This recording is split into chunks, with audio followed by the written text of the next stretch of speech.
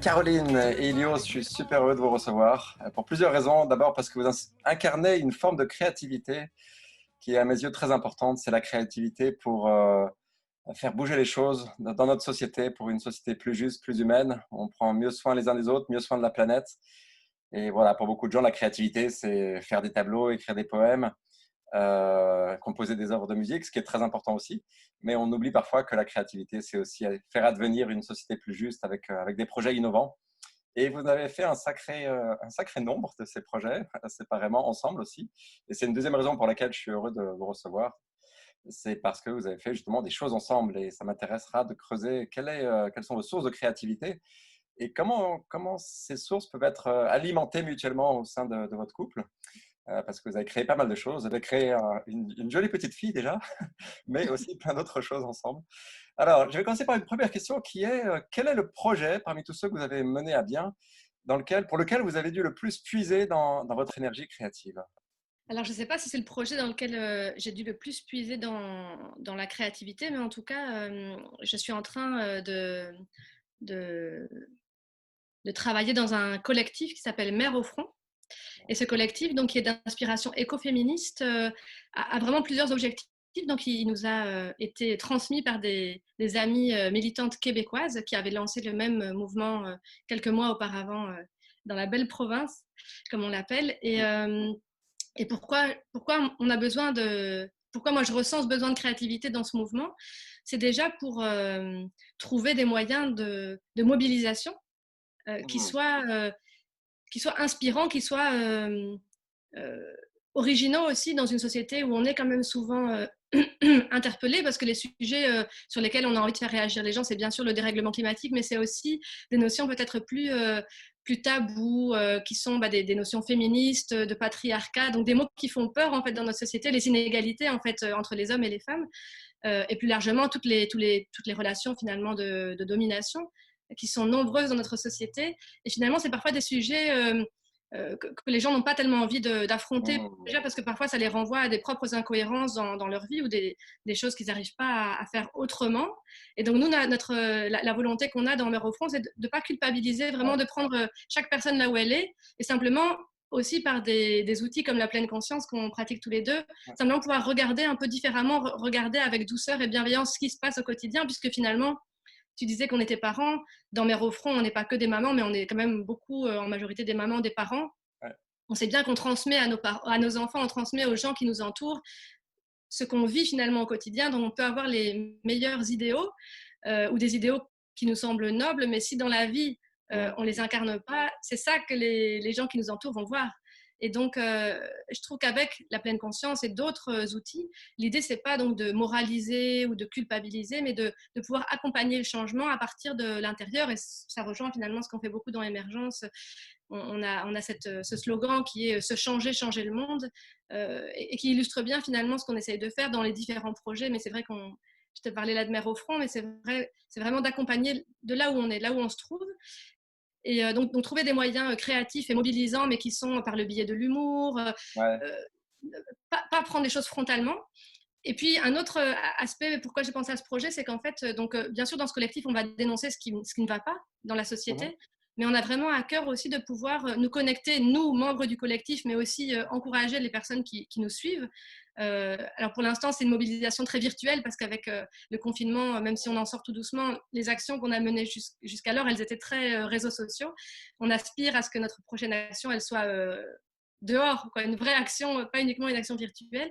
Mais néanmoins, donc on a à cœur de pouvoir euh, permettre aux personnes qui nous suivent et aux membres du collectif de pouvoir se relier au monde qu'elles espèrent voir advenir. D'accord. Parce qu'on a vu, nous toutes qui sommes dans ce collectif, nous tous et nous toutes, mais c'est vrai qu'on est plus de Mhm. femmes, Mhm. on a toutes été dans des collectifs, membres d'associations, et très vite on peut se sentir aigri, on peut se sentir impuissant, impuissante face à l'ampleur de la tâche, Mhm. et ça ne nous fait pas du bien finalement à nous en tant qu'individus. Et très vite, il y a des tensions qui naissent, parfois on revit même des rapports de pouvoir qu'on ne voudrait plus voir parce qu'on a été baigné là-dedans, parce qu'on manque aussi d'autocompassion, de douceur, ce que je disais tout à l'heure. Et donc l'idée, c'est de pouvoir aussi faire rêver. Donc vraiment raccrochés par des processus. Donc, il y aura vraiment des actions qui seront des actions de dénonciation, des actions mobilisées, vraiment où on fera parler de nous vers l'extérieur, mais on veut vraiment qu'il y ait un pan de Mère au front qui soit vraiment un pan d'autocompassion, de douceur envers nous, les membres et les personnes qui se sentent, qui se reconnaissent comme Mère au front, pour prendre soin de notre douleur face au monde dans lequel on vit. On n'est pas à transmettre à nos enfants uniquement de l'éco-anxiété, parce qu'on sait que les personnes qui vont se mobiliser, c'est les personnes qui sont plus sensibles, donc qui ressentent cette douleur, qui ressentent cette impuissance. Et donc, qu'est-ce qu'on fait avec ces émotions-là? Si on n'y travaille pas, on va transmettre aussi notre impuissance à travailler avec ces émotions-là. Donc, il y a vraiment... et donc, ça demande de la créativité, ça demande de pouvoir oui, réfléchir à qu'est-ce que je fais avec ces émotions-là. Donc, merci pour ça. Ce que j'aime donc bien dans ce faire que ce tu dis, premier c'est que... pas vers... Pardon. Oui, Excuse-moi. faire ce pas vers quel est le monde que je veux voir advenir. C'est finalement ce premier pas. Si on n'arrive pas à rêver un futur qui serait résilient, où des choses auraient changé, si même, et d'ailleurs on est parti de ce constat-là, on était plusieurs quand on faisait ce travail prospectif de dire tiens, comment on se voit dans 20 ans, comment on voit nos enfants comme jeunes adultes finalement, on était souvent bloqués. C'est même pas qu'on les voyait dans la souffrance, mais on n'arrivait pas à les voir, tu vois. Là, il y a un problème. Si nous, on veut s'engager comme collectif inspirant, il faut qu'on puisse aussi voir un futur qui est florissant. Alors, c'est pas voir la vie en rose, hein. Je crois que c'est très bien, mais c'est vraiment pouvoir se connecter vraiment à ce qu'on a envie de voir, et même des petites choses, tu vois, des petits changements, mais pouvoir les visualiser. Mais je m'arrête, je parle trop. Non, mais c'est passionnant. Et ce qui m'intéresse, c'est que tu as évoqué, touché à plusieurs dimensions de la créativité. Il y a avoir des idées, rêver, mais beaucoup de gens pensent que la créativité, ça s'arrête là. Mais tu as mentionné aussi d'autres dimensions. Ensuite, c'est comment faire passer le message. Là, j'entends que la créativité, elle intervient pour trouver le bon ton, le juste ton, sans culpabiliser les gens, essayer de l'humour.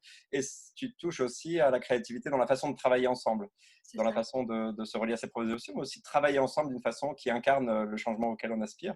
Donc voilà, merci. Je vais demander aussi du coup à Elios, et puis après j'aurai des questions sur vos sources de créativité. Mais toi, Elios, de ton côté, parmi les nombreux projets que tu as menés aussi à bien, quel est celui pour lequel tu as dû le plus puiser dans tes réserves créatives ou dans ta source créative? Je ne pourrais pas te répondre en fait. D'accord.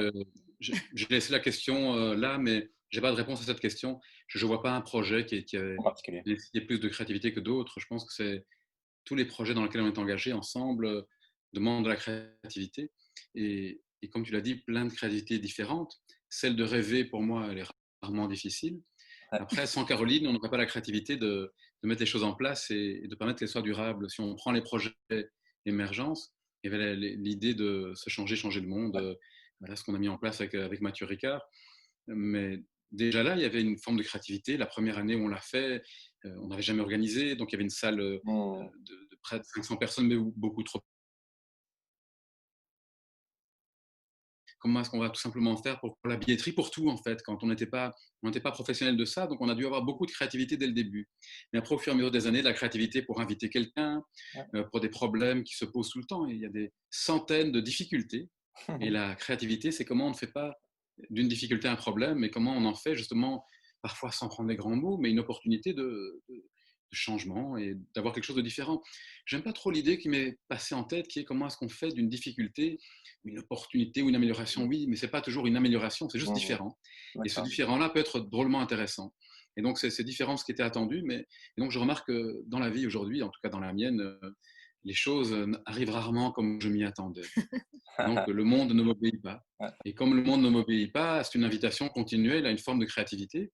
Alors, moi, j'expérimente souvent le contraire de la créativité. C'est le fait de me refermer ou de m'agripper à ce qui aurait dû se passer, ou comment j'aurais bien voulu que ça se passe, et ainsi de suite. J'aurais bien voulu que la salle de bain ne s'effondre pas, voilà, et que les personnes qui soient venues, que l'assurance ne dise pas aux employés de tout laisser le chantier comme ça. Mais en fait, ce que j'aurais bien voulu, c'est pas ce qui compte. Ce qui compte, c'est l'état dans lequel c'est. Et la créativité, pour moi, elle passe par une première étape qui est reconnaître la situation, et bien sûr, après, de rêver. Mais ça me demande quand même de reconnaître la difficulté telle qu'elle est. Et après, je peux rêver, comme l'a dit Caroline, et puis après, nous pouvons trouver plein de solutions créatives. Et dans l'émergence ou dans Présence, ce projet de méditation gratuite offerte à la communauté pendant le confinement, et toujours maintenant avec toi, notamment, il y a aussi de la créativité. Et plein d'autres. On est tous et toutes dans des pays différents, en Suisse, en France, en Belgique et ailleurs. Et puis on veut offrir quelque chose, des moments de présence à voilà, cette grande famille de personnes qui vivent ce confinement ou les difficultés d'après-confinement. Et donc, la question, c'est comment on fait les prochaines activités d'émergence, alors qu'en Belgique, on ne sait toujours pas quelles vont être les conditions. Et donc, Ouais. il y a toutes ces situations à nouveau qui peuvent paraître problématiques. Et la question, c'est qu'est-ce qu'on en fait? Et alors, je pensais, je ne sais pas si c'est ta question sur on n'est pas vraiment sur les conditions de la créativité, mais je pensais à toutes les situations de stress, de fatigue, voilà, et de rigidité, de perfectionnisme qu'on peut parfois avoir, de conformisme qui nuisent à la créativité parce qu'elles empêchent justement de trouver ce chemin différent. Et parfois, la possibilité est juste là, en fait. Elle est dans la difficulté, le chemin est déjà là. Mais le problème, c'est que je ne le vois pas. Ouais. Je ne vois pas le chemin parce que je me suis pris, je regarde la situation au travers des filtres de mes attentes ou de mes peurs. Et donc, je ne vois pas le chemin qui est parfois juste devant moi. Et de ce point de vue-là, justement, j'ai posé aussi la question à Caroline sur les sources de créativité, mais j'ai eu une expérience, enfin, une nouvelle nuit à la Belle Étoile tout récemment où un problème qui m'occupait vraiment l'esprit au point de polluer mon attention avec mes enfants quand j'étais avec eux. Ce problème s'est réduit en quelques secondes au petit matin quand je me suis réveillé. J'ai levé les yeux au plafond et au plafond, il y avait un arbre et du ciel. C'était une nuit à la Belle Étoile. Et pour moi, il y a 15 ans ou 20 ans, on m'aurait demandé les conditions idéales pour la créativité. Et j'aurais eu, comme beaucoup, je pense, de personnes ont cette perception qu'il faut réfléchir beaucoup dans un temps court, s'y mettre vraiment. Et puis un délai serré, ça aide parce que du coup, on est obligé. Et c'est vraiment à l'opposé. Là, c'est ouvrir un espace. Et voilà, de ton côté, toi, Caroline, quelles sont les conditions dans lesquelles tu te sens la plus créative? Mais ça rejoint un peu ce qu'Ilios a dit. Et puis là, ce que tu viens d'enchaîner, c'est cette détente, je crois, qui n'est pas forcément facile à trouver pour moi.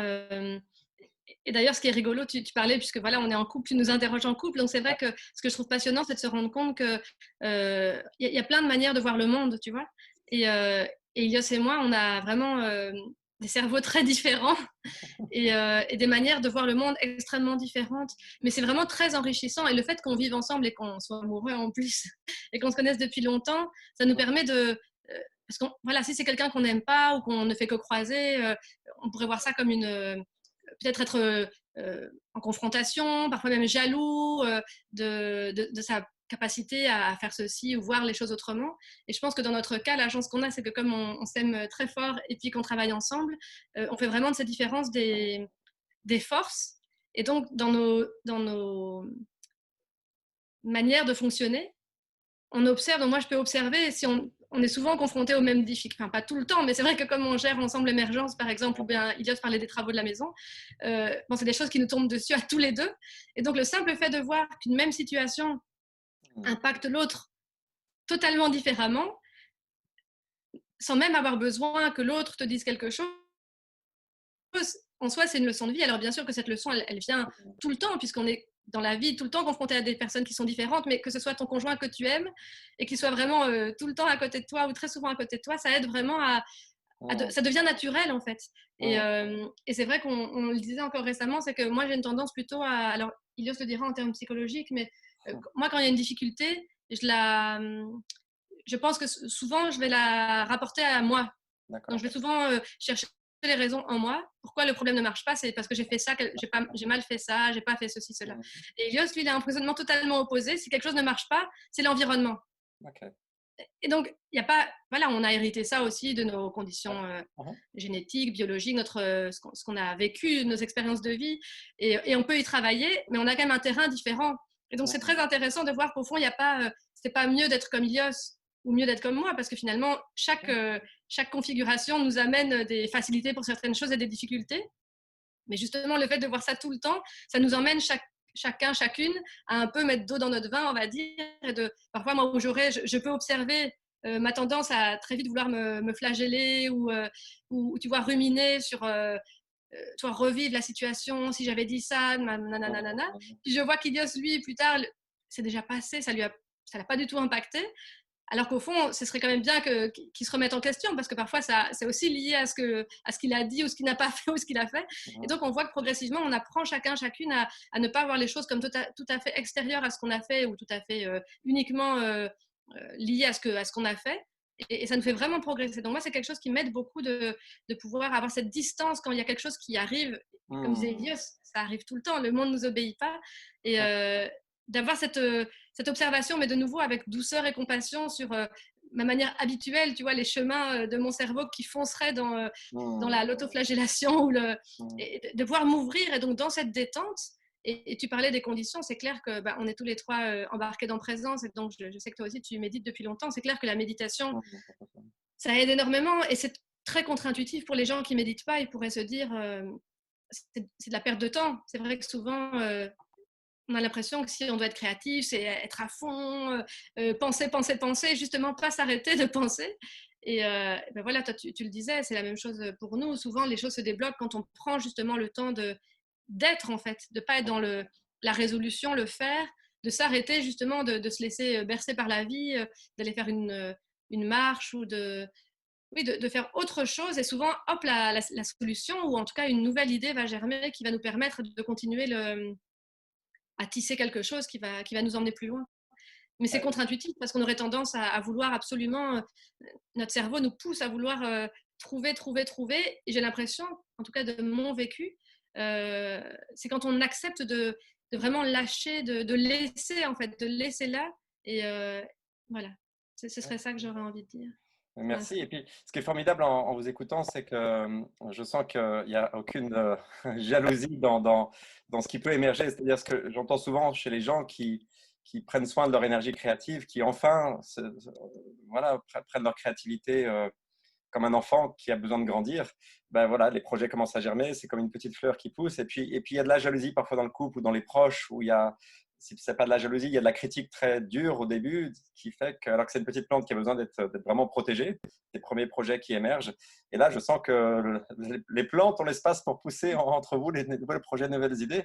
Et alors, j'ai envie du coup de vous demander, qu'est-ce que vous auriez envie de dire à des gens qui pensent, qui sont vraiment convaincus qu'ils ne sont pas créatifs, que voilà, il y a des gens qui ont de la chance d'être créatifs, et ils diront oui, c'est bien, mais Caroline et Elios, ils sont créatifs par nature, mais moi, ce n'est pas le cas, quoi. Qu'est-ce que vous auriez envie à des gens, et du coup, qui aussi peut-être se bloquent dans leur envie de changer le monde, ou d'apporter leur contribution au monde, parce qu'ils ont tendance à penser peut-être que voilà, ils n'ont pas les qualités ou l'énergie créative nécessaire pour avoir une influence. Qu'est-ce que vous auriez envie de leur dire? Alors, moi, je ne sais pas si ce ne serait pas quelque chose à dire, mais si je peux témoigner de quelque chose, c'est que on y a réfléchi à deux, c'est que moi, je me définissais vraiment comme quelqu'un de pas créatif, parce que j'avais en tête, justement, même quand tu es venu avec ce projet d'entretien, je me suis dit, mais moi, je ne suis pas quelqu'un de créatif, parce que j'avais à la base, hein, tu vois, quand j'ai lu ta proposition, je me suis dit, ben non, dans le couple, c'est Elios le créatif, c'est lui qui a tout le temps les idées.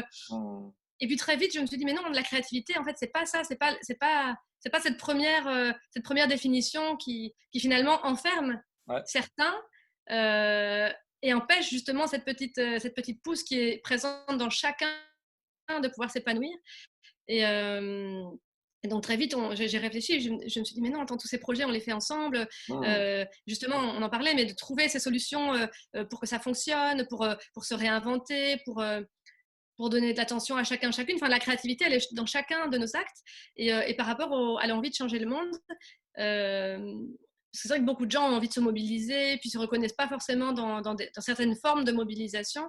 Une sociologue que j'aime beaucoup, Emeline de Bouwer, qui est une Belge, une compatriote belge, disait qu'il y a vraiment un écosystème de la transition. Et on peut très bien avoir envie de transformer le monde, ou de faire notre petit geste pour léguer un monde plus propre que celui dont on a hérité en naissant, mais ne pas avoir envie d'aller faire des marches, ou ne pas se reconnaître dans le zéro déchet, je ne sais pas très bien. Et l'idée, c'est de pouvoir, à nouveau, sans culpabilité, pouvoir trouver l'action ou l'état d'être finalement qui nous correspond, parce que se jeter à corps perdu dans quelque chose dans lequel on ne se reconnaît pas, très vite, on va se sentir frustré. L'énergie créatrice dont tu parlais, elle va se tarir si on n'est pas à l'endroit juste où on doit être. Donc, je pense que c'est vraiment se faire confiance au ressenti qui est en nous, et ne pas vouloir finalement le faire pour soi, ne pas vouloir le faire pour plaire à quelqu'un, pour se sentir inclus dans un groupe, le faire vraiment pour soi, ou pour les proches autour de nous, pour qui on a envie de laisser ce monde plus en paix, plus solidaire, que ce soit nos enfants, les enfants qui nous côtoient, les autres humains qui vivent avec nous sur cette planète. Et justement, pour revenir, pour faire le lien, puisque je parle des gens à qui on a envie de léguer cette planète, et puis par rapport aussi aux conditions, une question dont tu parlais, moi je pense qu'une des choses qui a révélé ma créativité, c'est aussi de devenir maman. Ah. Euh, J'allais dire paradoxalement, mais je ne sais pas si c'est paradoxal. Il y a un côté paradoxal dans le sens où, alors ça pourrait être la même chose chez les papas, je demanderais son avis à Non, Elias on va après dire sur tout à l'heure. mais c'est vrai que moi j'ai l'impression qu'après avoir accouché, dans cette période du postpartum, comme on l'appelle, j'avais l'impression d'avoir grillé tous mes neurones. Euh, on dit parfois que les mamans, en blaguant, on dit on a perdu nos neurones en accouchant.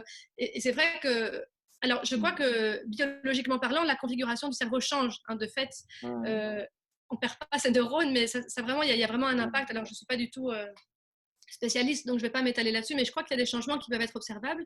Mais néanmoins, il y a un moment après la naissance, même quand on est super bien accompagné, comme j'ai eu de la chance avec Elios, on a vraiment, là, on gère vraiment la maison, l'éducation de notre fille complètement à égalité. Mais néanmoins, je crois pour la maman, il y a l'aspect aussi physique de l'accouchement, l'allaitement, etc., qui fatigue. Plus, je sais pas, mais en tout cas, moi, je me sentais vraiment un peu tarie, tu vois, dans ces premiers mois. Mais et puis c'est vrai que nous on s'est pas arrêté parce qu'on est indépendant. Enfin, tu vois, on travaille dans Émergente. Donc c'est vrai que moi je me rappelle encore avoir envoyé la newsletter pour les journées émergentes de 2014 la veille de mon accouchement. Donc c'était aussi un cas particulier. Mais néanmoins, donc ce côté paradoxal où quelques mois après l'arrivée de Néphélie, j'étais complètement crevée. Je me sentais, tu vois, moi qui étais tellement efficace, tu vois, pour gérer, pour faire mille choses à la fois, je n'y arrivais plus.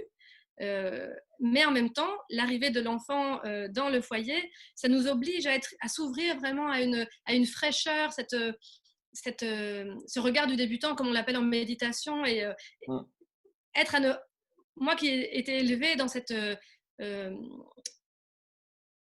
comment j'allais dire, être tout le temps à devoir faire, tu vois. Ben là, j'étais forcée, poussée en tout cas à beaucoup plus me poser. J'avais envie de rester des heures à contempler ma fille et puis voir tous ces changements. Souvent, on se faisait la réflexion, on la regardait. Et donc, ce changement dans ma vie, pour Ilias, je pense que ça a été différent parce qu'il a une nature plus contemplative.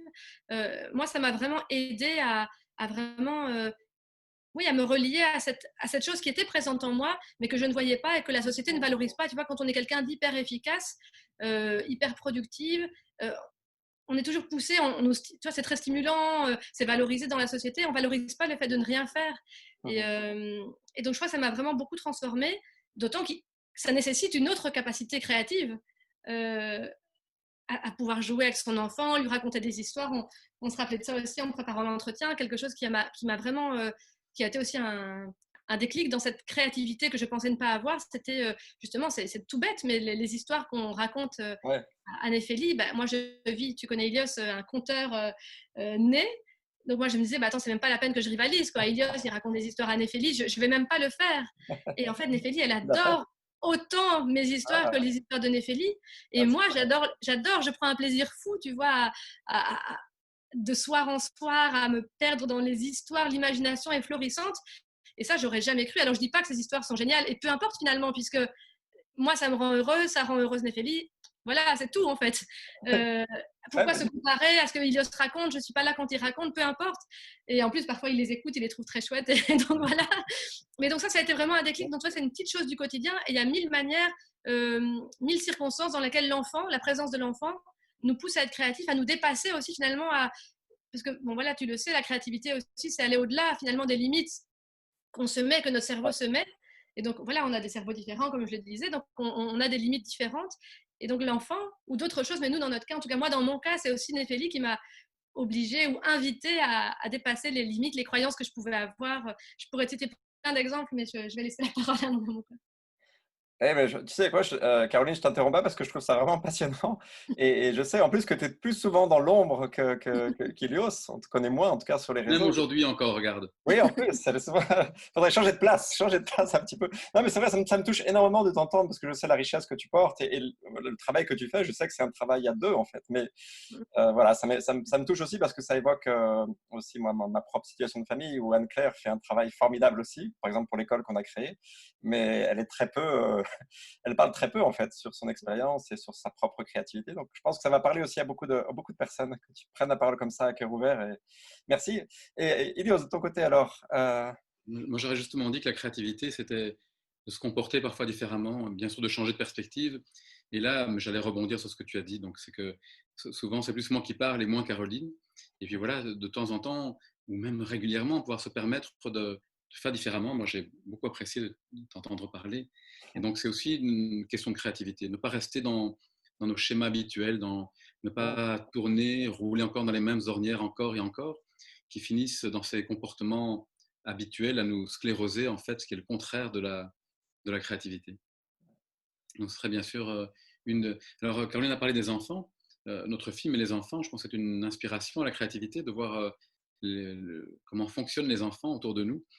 Et je pense qu'on a tous ce potentiel-là qui est présent en nous, mais qu'on a oublié. On a oublié suite aux habitudes de la vie, aux messages qu'on a entendus, à l'éducation, aux croyances voilà, qui se sont installées. Et je trouvais que Caroline est un bel exemple, elle l'a donné, de comment remettre en question nos croyances limitantes. On a tous ce potentiel-là. Ouais. C'est vrai, je pensais à Maslow qui disait qu'un bon potage était une plus grande preuve de créativité qu'une mauvaise peinture, dans l'idée qu'on peut être créatif partout. Mais ce n'est pas suffisant, parce que même là, on aurait tendance à dire, alors si tu ne sais pas peindre, sois créative ou créatif dans ta cuisine. Pour moi, ce n'était pas ça. C'est la créativité, elle est partout, bien sûr, dans la cuisine, bien sûr, dans n'importe quelle dimension de la vie. Mais la question des croyances, elle est importante et d'une forme de pratique. Quand Caroline parlait des histoires avec Néphélie, c'est sûr que c'est une question de pratique. On ne peut pas être...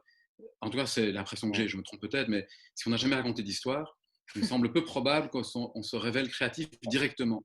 Mais le fait de raconter, on se rend compte que c'est possible. Et puis, au fur et à mesure, tout à coup, le potentiel qui était déjà là se révèle, un peu comme cette rivière, tous ces barrages qu'on y avait mis, on va commencer à les déconstruire. Et là, c'est incroyable. Ce matin encore, Néphélie sur le vélo nous racontait l'histoire de Caroline d'hier. Donc, tu imagines, elle a retenu toute l'histoire de hier soir jusqu'à aujourd'hui. Donc, c'est vraiment que ça l'a transporté. L'histoire de poule, très créative.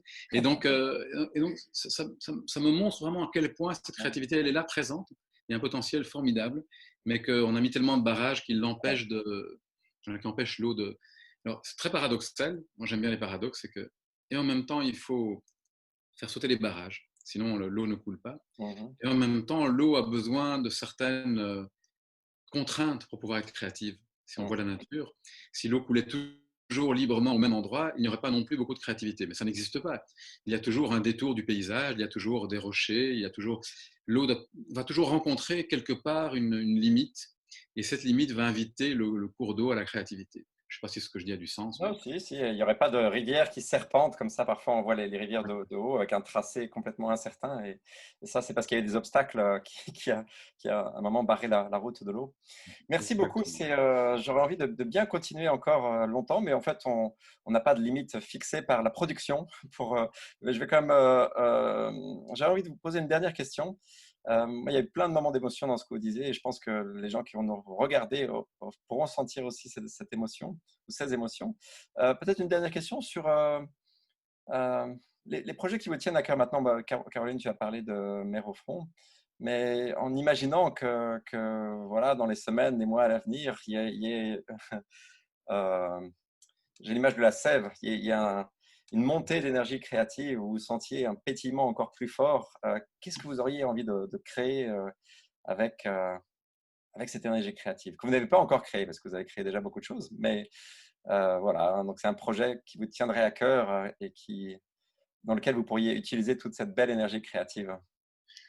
Moi, un projet que je suis en train de monter aussi et qui fait écho à ce que toi tu fais depuis plusieurs années, c'est cette école. Tu vois, donc on a un projet avec Émergence et puis plein d'autres amis d'une école différente à pédagogie active, pédagogie au pluriel, active au pluriel, pour aussi pouvoir créer un lieu en Belgique, là, près de Bruxelles. En Belgique, voilà, où les enfants puissent s'épanouir, quelles que soient leurs conditions, quels que soient leurs talents, et en étant vraiment en lien avec le vivant.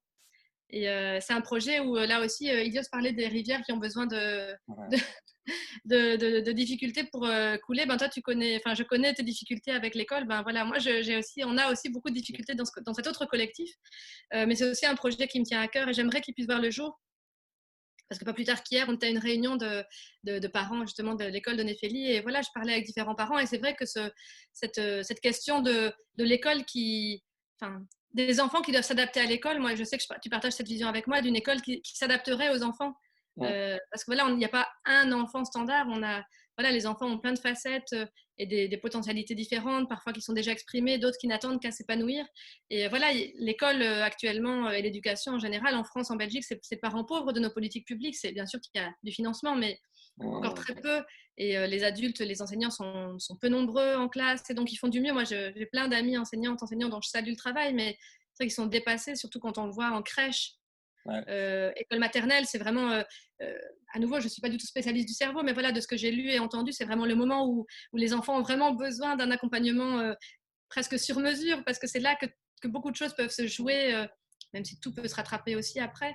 Et pourtant, on voit que voilà, les puéricultrices en crèche, déjà, voilà, elles sont peu nombreuses, elles sont aussi peu formées sur tout ça, sur les connaissances récentes, sur, sur le cerveau et toutes les compétences émotionnelles et affectives. Donc voilà, il y a plein de choses à faire, et donc que ce soit au niveau de la crèche ou au niveau de l'école, il y a beaucoup de choses qui pourraient se faire encore mieux, qui aideraient. Et c'est vrai que les enfants, que ce soit les nôtres ou tous les enfants, c'est les adultes qui seront aussi à la manœuvre pour les prochaines décennies, pour prendre soin de ce monde qui est quand même dans un drôle d'état. Et donc voilà, moi, ça me tient à cœur de pouvoir mener un jour ce projet à terme, et de pouvoir que cette école puisse se voir le jour. Et on aura besoin de beaucoup d'énergie créative, parce que voilà, les obstacles sont nombreux.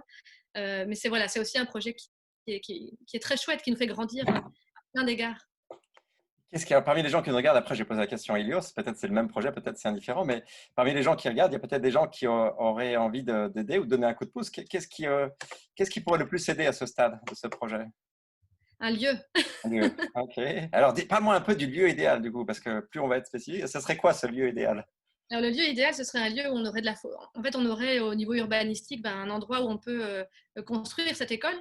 Donc, c'est au niveau urbanistique, une dénomination très spécifique, mais où on est en même temps sur le même terrain de la forêt, donc un petit coin de forêt, et puis un terrain qui puisse aussi à côté accueillir un potager, des animaux. On voudrait que ce soit un endroit où la vie vient à la rencontre de l'école, tu vois. Les écoles, même l'école de Neuville qui est très belle, les architectes qui ont fait son école, c'est les architectes qui ont fait aussi les prisons à Bruxelles. Et donc souvent, c'est des bâtiments très beaux quelque part si on prend ça en critères architecturaux, mais très imposants, massifs, sombres. Alors bien sûr, il y fait bon en été parce il fait pas chaud, mais les cours sont bétonnés. Alors on voudrait vraiment qu'il n'y ait même pas de cours en fait de récré, que ce soit le terrain, qui soit le terrain de jeu des enfants. Et où ils puissent en fait finalement découvrir la vie en s'y confrontant, grimper aux arbres, avoir un parcours d'accrobranche. Et puis nous, alors dans vraiment l'idéal, si tu veux Vas-y, vraiment vas-y. ça, on aimerait bien qu'il y ait vraiment même un écolieu, donc il y ait des habitants qui partagent les lieux de vie, que l'école soit un système modulable où on aurait pendant les heures scolaires l'école, et puis après les cours, des cours pour les enfants, un lieu de, de travail partagé pour les parents, ou pour des activités aussi, comme les activités d'émergence ou autres, qui pourraient, dans une logique aussi de rentabilité, puisque les écoles, finalement, elles occupent les bâtiments avec les personnes âgées. On sait combien, tant pour les personnes âgées que pour les jeunes enfants, pour les enfants, se confronter à toutes sortes de gens, pas être que juste avec des enfants de leur âge. Donc nous, on voudrait de toute façon une école où les âges sont au maximum mélangés, où on se confronte à la nature, mais où on est aussi en lien avec des personnes plus âgées, des personnes qui viennent euh, expliquer leur vie, leur histoire, transmettre des savoirs. Donc voilà, ça c'est aussi, donc pourquoi pas avoir un lieu de vie, un petit pavillon pour des personnes âgées. Donc voilà, ça fait partie de nos rêves aussi, mais voilà, ça dépend beaucoup du lieu. Pour l'instant, on est... Ok, j'espère que rêver à voix haute, ça permet s'il y a une sorte de réverbération, et on verra. Moi, je suis Oui, c'est très très génial. confiant que ça va se faire parce que la plupart des projets que je connais, que vous avez engagés, ils sont allés au bout, donc il n'y a pas de raison pour moi. Pas de De ton raison. côté, Ilios, peut-être pour terminer, est-ce que c'est le même projet ou est-ce qu'il y a un autre projet qui te Alors, tient à il y cœur? a plein de projets, et puis il y a des projets qui sont déjà en cours, mais je vais dire un projet sur lequel on est, quand on y sera dans les prochains mois et années, c'est comment est-ce qu'on peut partager cette connaissance de soi, mais qui est en lien à prendre soin de soi, des autres et de l'environnement avec le plus grand nombre, pour le rendre accessible en termes financiers, pour que ce soit une barrière financière, pour que les gens y aient accès, en termes aussi géographiques, que ce soit une barrière, et puis en termes de nourrir la motivation qui est déjà là, de prendre soin de soi, voilà, des autres et du vivant de la planète. Et donc, c'est en cours. comment va-t-on mettre ça en place, c'est déjà dans nos têtes et ça sera avec toi certainement et Ah, avec plein d'autres. bah, avec plaisir. Moi, les projets dans lesquels j'ai été impliqué avec vous, ça a toujours été un plaisir. Bah, ça avait du sens et la façon de travailler ensemble, toujours beaucoup de joie. Donc, merci à vous deux. C'était vraiment un plaisir de vous écouter. Et ben, on partagera dans le petit message dans lequel je partagerai cette vidéo, il y aura aussi tous les liens pour découvrir mieux votre travail, émergence, et tous les et Mère-au-Front évidemment, et les livres qui s'appellent Se changer soi-même pour changer le monde, c'est ça? Changer le monde. Se changer, changer le monde, c'est ça. Voilà, un grand, grand merci et puis bah, de tout cœur avec vous dans tous vos projets. Merci beaucoup, Merci Sébastien. Sébastien. Au revoir.